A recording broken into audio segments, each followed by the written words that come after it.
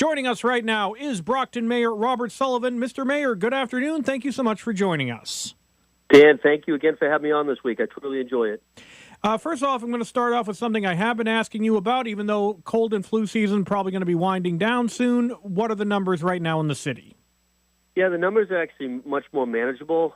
In the last couple of weeks, they are decreasing. There are still people sick with flu and respiratory. But, the Board of Health is working in conjunction with the city and with our hospitals. So thankfully, with the nice weather coming on, we expect it to continue to decrease. But again, we have seen people very sick for an extended period of time dealing with, health issues. So again, if you don't feel well, stay home, see your primary care physician. And in Brockton, we have quite a few walk-in clinics now that are being utilized. But I concur with what you just said. With the nice weather, I expect people to feel healthy in the short order. And speaking of flu, I'm going to ask you about another type of flu that's been an issue in these parts, avian flu. Yeah, we unfortunately have been impacted. We've had some dead birds, some geese, and a couple swans up at DW Fields Park. And I want to thank the partners at Massachusetts State Wildlife. They've come in and been able to remove some of the birds.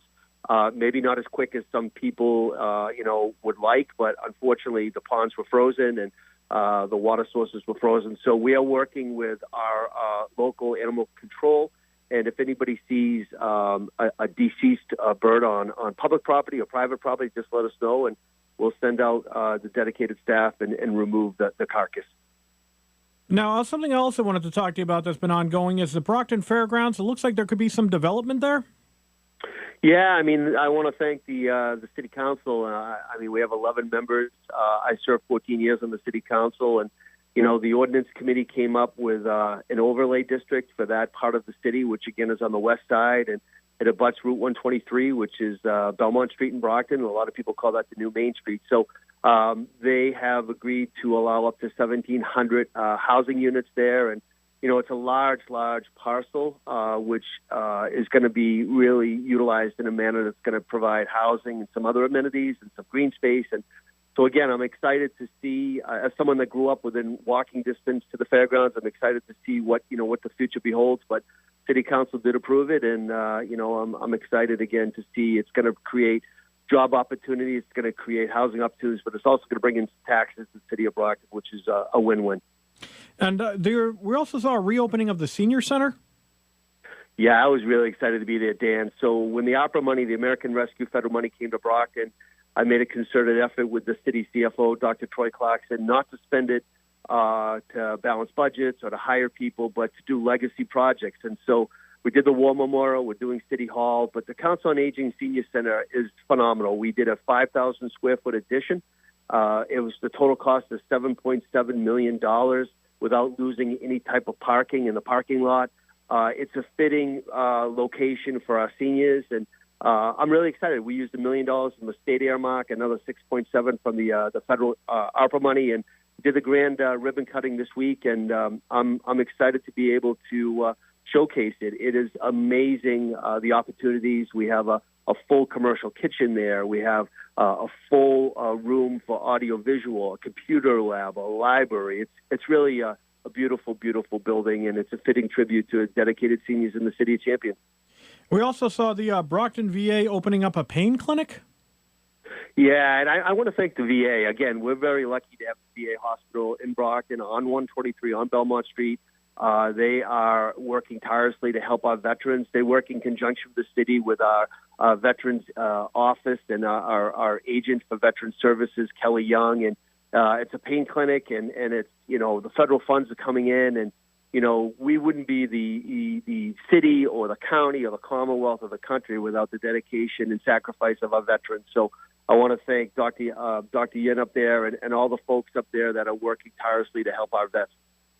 I also wanted to ask you something kind of on the national front. Speaking of that, there are going to be some cuts to the VA. Is that going to cause an impact, do you think, in the city? Again, Dan, I don't know. Every day we're hearing different things, and, coming out of Washington, D.C., I don't know. I hope it doesn't, because, again, we rely on the sacrifices of the brave men and women that have served. And, up at the VA in Brockton, we actually still have some Korean War veterans up there, and, of course, Vietnam War veterans. And all the different conflicts and battles since that time. So I would hope not. I think the federal government needs to take care of our men and women that have worn the uniform and made our country the best country in the world. So I don't know. But again, we're looking at all the potential cuts, Department of Education and housing and urban development cuts and proposed ideas like that. But, we're just taking it day by day, but we are working diligently with our partners, both on the state and federal level. I want to also ask you, there's going to be a multilingual parent night tonight? There is. And again, Brockton is a diverse community. Always has been. Always has been. And we do flag raisings to memorialize that and to honor folks that have traveled around the world to come to Brockton. So I applaud, all the folks that call Brockton home. But at the end of the day, we have to be able to, speak in multiple languages. The big four in Brockton are, of course, Spanish, English, Haitian Creole, Cape Verdean Creole, and so the multi-night, the multicultural nights. I support those. I applaud folks for coming together. I have a wonderful, wonderful team here, including Courtney Henderson, who heads up our immigration services. She's our director.